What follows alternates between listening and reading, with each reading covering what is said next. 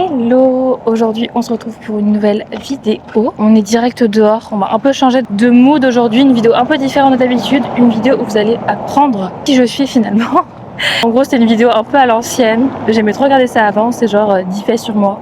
Je sais pas si je vais en avoir 10, peut-être 11, on sait pas. Donc voilà, ça va être sympathique, on va se poser dans différents spots et vous allez apprendre de moi parce qu'en fait je me suis rendu compte que, mis à part l'équitation et encore, il y a plein de trucs que vous savez pas. Et mis à part l'équitation, vous savez rien du tout de moi. Du coup, je me suis dit, bah, ça pourrait être cool d'apprendre un peu plus de moi. Et également, j'aimerais apprendre plus de vous. Donc dites-moi, genre, je sais pas, parce que 10 chacune, ça va faire beaucoup à lire. Et même à trouver, c'est quand même intense. Mais dites-moi, genre, 3-4 faits sur vous, un peu fun.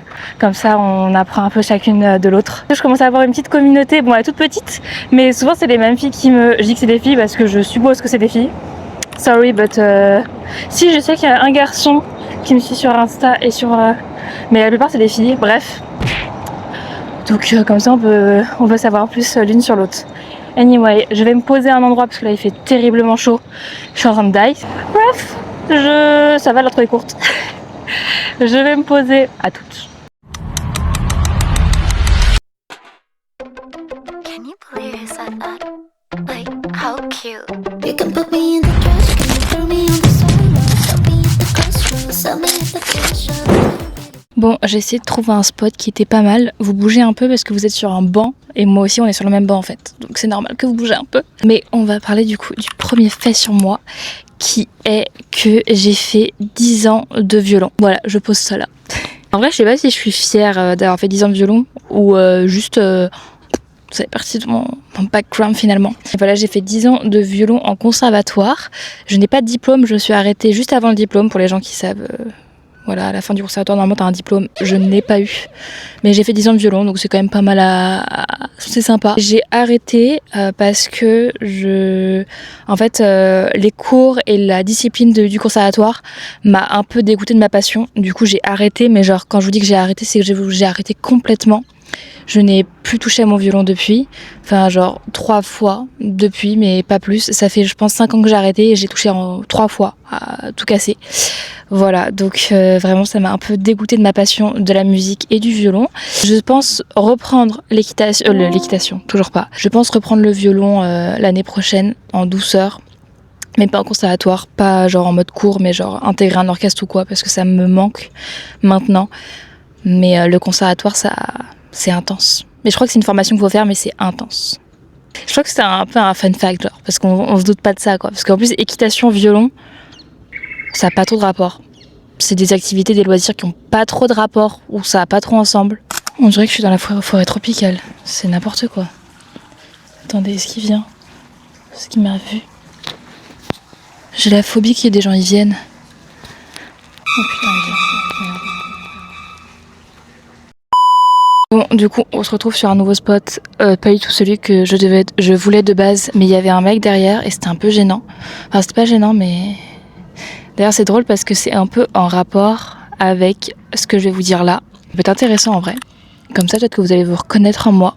D'ailleurs, dites-moi. Moi, j'ai des relations sociales un peu bizarres. Enfin, j'ai un lien avec les relations sociales un peu chelou. Je suis introvertie, mais aussi extravertie. C'est trop bizarre. En gros, je vis la majorité de mon temps, je suis hyper seule. Je suis hyper seule, genre je vis seule, je suis loin de ma famille, enfin loin.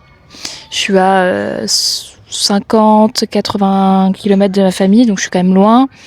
Mes sœurs, il y en a une en Allemagne, une en Grèce, donc je suis vraiment loin de ma famille. Enfin vraiment loin, non, 80 bornes ça va. Mais c'est comme si j'étais à 1000 bornes parce que je les vois pas, donc voilà. Enfin je les vois pas beaucoup, je les vois pas quotidiennement, je les vois pas toutes les semaines. Et potes sont aussi assez loin. Du coup, je les vois très rarement. On se voit genre tous les 6 mois. Du coup, je passe un peu ma vie très seule. Je me dis que je suis introvertie parce que je le vis très très bien et genre je suis trop bien seule. Et encore plus depuis que j'ai plus de copains, parce qu'avant j'avais un copain. Je profitais pas autant de la vie là, genre vraiment je profite de la vie, faut voir, alors que je suis seule. Donc je me dis que je suis un peu introvertie. Et puis même on m'a toujours dit que j'étais introvertie, mais d'un autre côté, quand j'ai au club d'équitation, quand je suis au travail, quand j'ai des occasions de rencontrer des gens, je sais pas, c'est où je suis allée récemment? Ouais, quand je suis à la Cannes ou quoi, bref. Je suis genre extravertie de fou, genre je parle énormément, jamais on me dirait que je suis timide. Mais en fait, le truc c'est que je mets une barrière genre de fou pour les nouvelles personnes qui rentrent dans ma vie. Non, me dis pas qu'il y a quelqu'un qui va venir.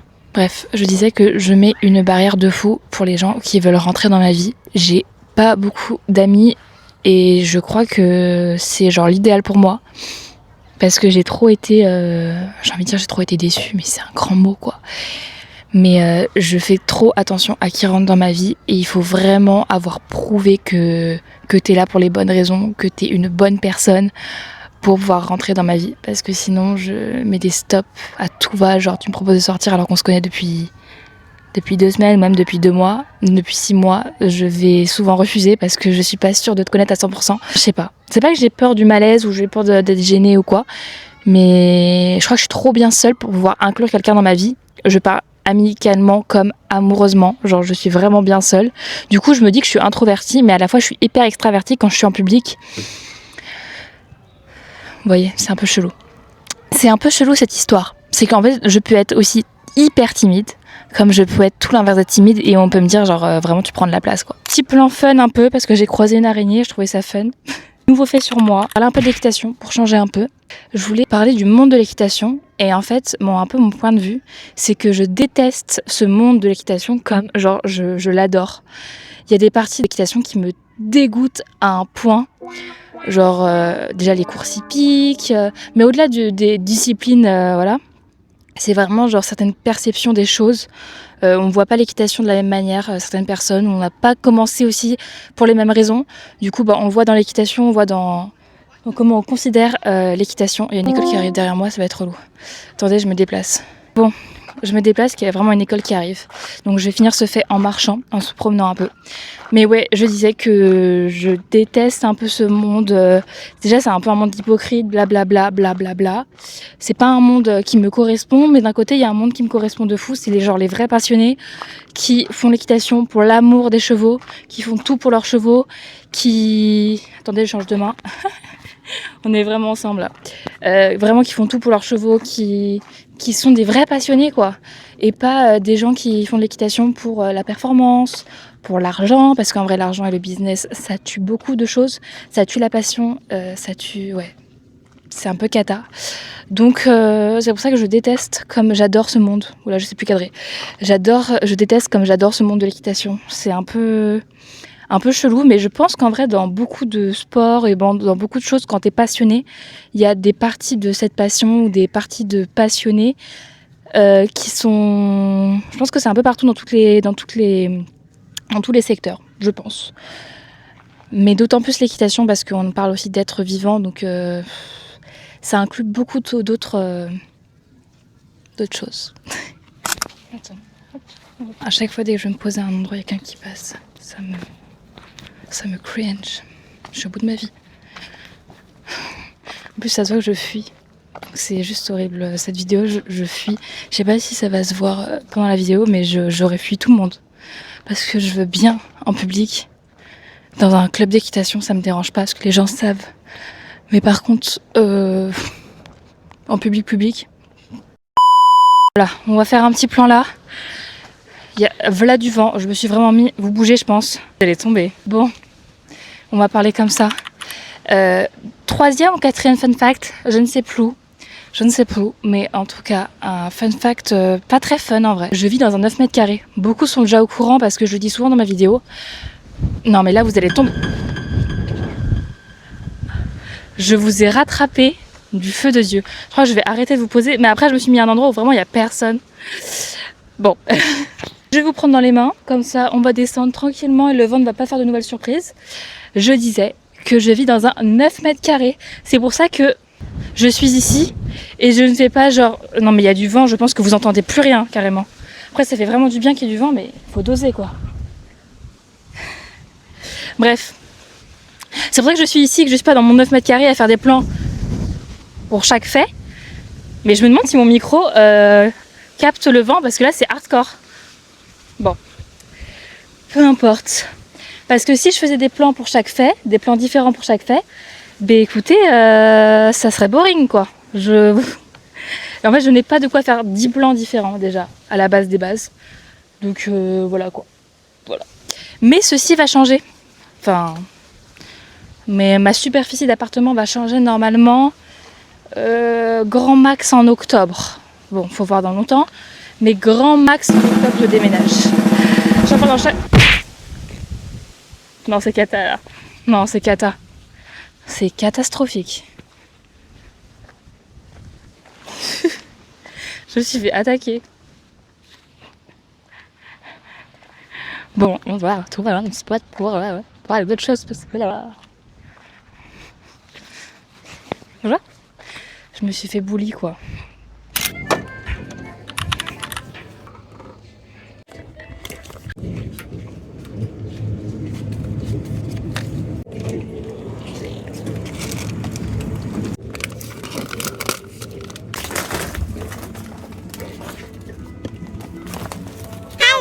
Je sais pas si vous allez capter un peu la différence de luminosité parce que ce matin, en fait je filmais ce matin et là du coup je suis allée au taf entre temps et nous sommes le soir.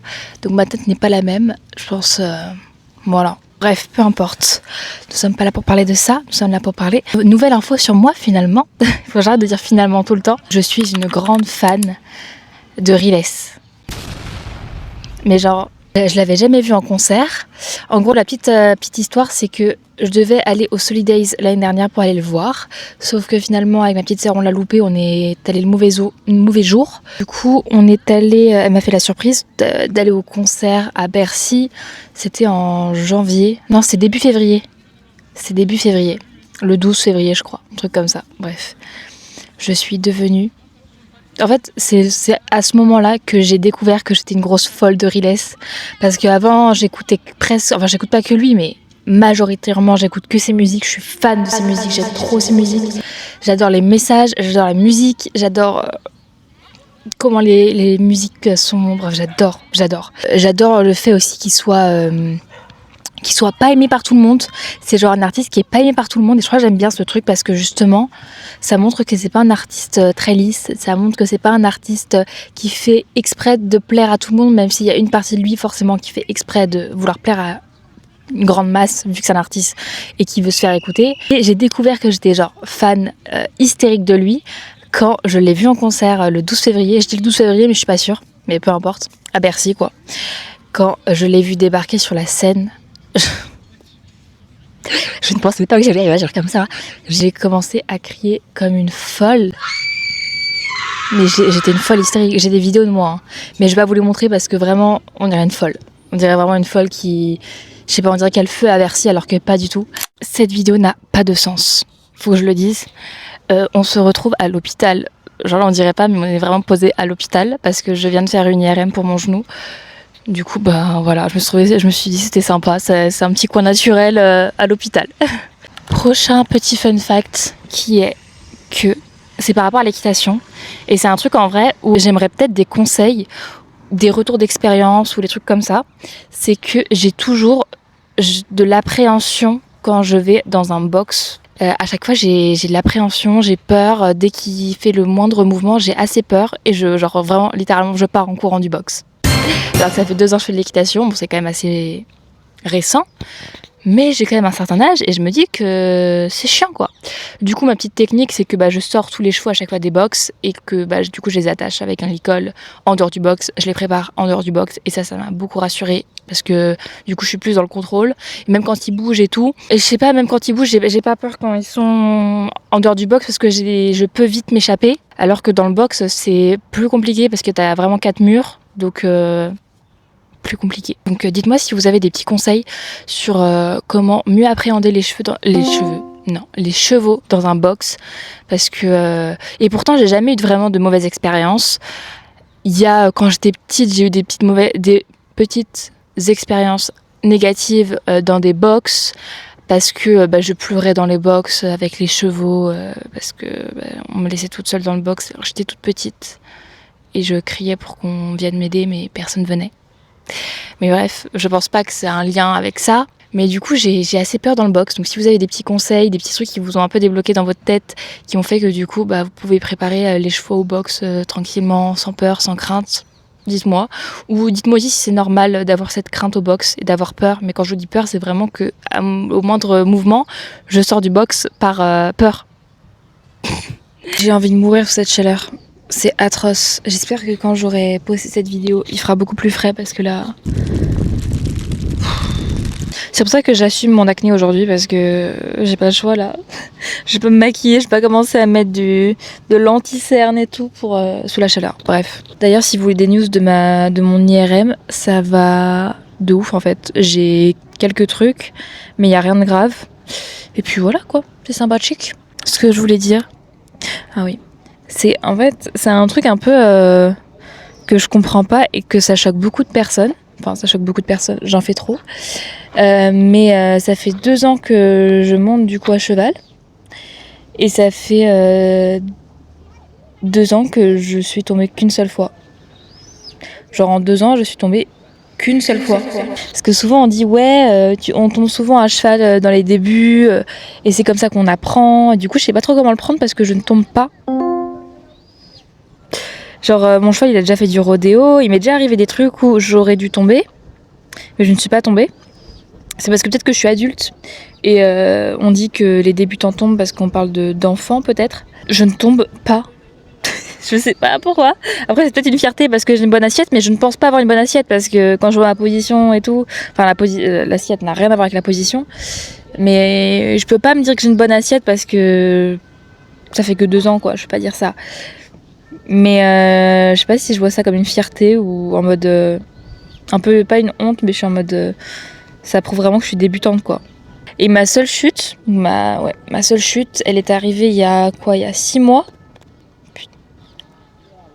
Il y a 6 mois, on se rend compte ou pas? L'année passe tellement vite, bref. Il y a 6 mois où en gros j'ai glissé parce que j'ai perdu mes étriers sur un départ au galop. Et ma seule chute, j'ai eu un traumatisme crânien. Et j'ai cassé ma bombe. Genre ma seule chute, j'ai fissuré ma bombe. C'est quelle probabilité ça? Donc en plus j'avais un peu peur de la chute, vous voyez j'avais un peu d'appréhension et tout. Et ma seule chute, j'ai tout eu quoi. Bon je sais pas comment le cadrage est, ça doit être un peu cata. Mais bon c'est pas grave. On va finir cette vidéo sur ce plan. Parce que de base j'avais plus de choses à dire, mais écoutez, avec la chaleur je suis écrabouillée. Je n'ai plus aucune énergie. Je suis une flaque d'eau. Voilà. Pour finir cette vidéo, j'avais envie au début j'avais d'autres trucs à dire, mais je me suis dit, c'est bien de clôturer sur genre un peu mon CV, comme ça je mets à jour un peu les infos que vous avez sur moi. Je vais vous dire un peu mon parcours scolaire, professionnel. Comme ça, vous savez un peu plus de moi. J'ai fait un bac général, mention, ça se dit comme ça. Bref, spécialité SES, SVT et physique-chimie. Et j'ai enlevé physique-chimie en première, du coup, en terminale, du coup, j'ai fini avec SES et SVT. Fun fact, j'ai eu 20 sur 20 à mon grand oral. Ma plus grande fierté finalement. Et à mon oral de français, j'avais eu 17. Alors que les écrits, je les ai un peu tous foirés. Alors que l'oral, j'étais en mode j'ai la tchatch. Bref. Après ce bac, j'ai fait une licence AES, Administration économique et sociale, sur Paris. C'est une licence qui va mélanger beaucoup de matières. En vrai, je pense pas que je la conseillerais pour les gens qui savent pas trop quoi faire. Parce qu'en vrai, c'est une licence qu'on conseille à beaucoup de gens qui savent pas trop quoi faire. Mais en fait, une fois que t'es dans la licence et que tu fais genre plein de trucs, tu sais encore moins ce que tu veux faire plus tard. En tout cas, c'est ma perception des choses. Parce que c'est une licence qui touche à un peu tout. Genre, j'ai fait du droit, j'ai fait de la psychologie, j'ai fait de la compta, j'ai fait de l'économie, j'ai fait de l'histoire. Je sais pas si je l'ai déjà dit. J'ai fait quoi d'autre? J'ai fait genre toutes les matières qu'il y a dans les licences. Enfin, toutes les matières de faculté, mais genre...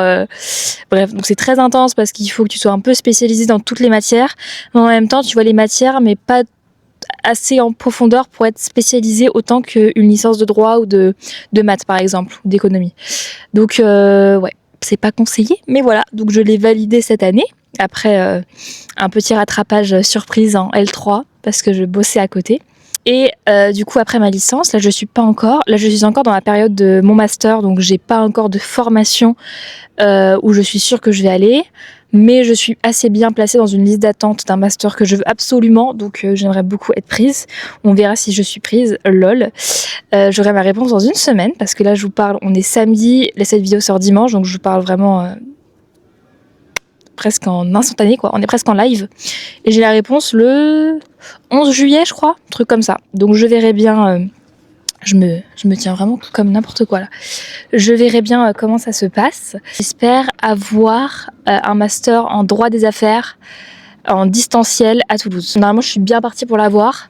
J'adorerais parce que j'adorerais. En plus, distanciel, ça me permettrait de travailler à côté de mes études pour payer mon loyer et d'avoir plus de temps pour une petite vidéo, pour une petite activité extrascolaire, j'ai envie de vous dire, plus l'équitation et tout.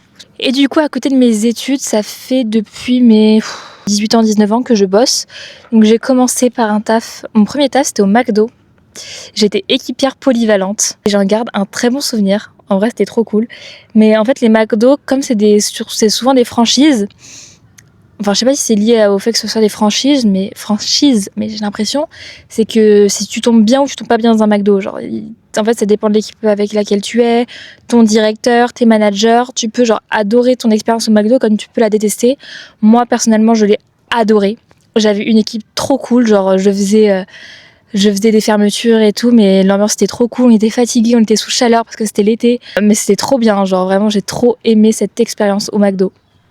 J'ai trop kiffé, pourtant le McDo quoi, c'est pas un job de rêve mais j'ai trop aimé cette truc d'équipe, j'ai adoré. Après j'ai bossé dans une agence d'hôtesse d'intérim, donc là j'ai fait pas mal de missions différentes, donc notamment genre pour des traiteurs, des événements, des soirées privées d'entreprise. J'ai bossé aussi pour les JO et là maintenant, je suis réceptionniste depuis bientôt 2 ans dans une banque. Ça fait 2 ans que je suis réceptionniste. C'est pas hyper fun, c'est pas le taf de ma vie. Mais ça paye mon loyer, donc c'est très bien, ça régale finalement. Enfin, ça régale pas tant, mais ça régale comme ça peut, quoi.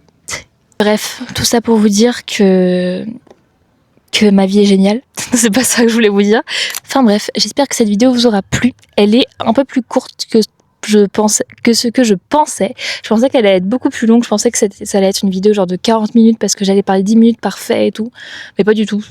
Mais en vrai, c'est tout aussi bien. Comme ça, c'est plus agréable pour vous de le regarder. Comme ça, on m'entend pas. Enfin, c'est pas moi qui parle en monologue. Enfin, si, mais genre, c'est plus dynamique.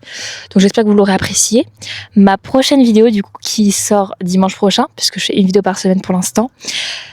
Elle est pas encore tournée. Je la tourne demain. Mais je pense qu'elle va être géniale.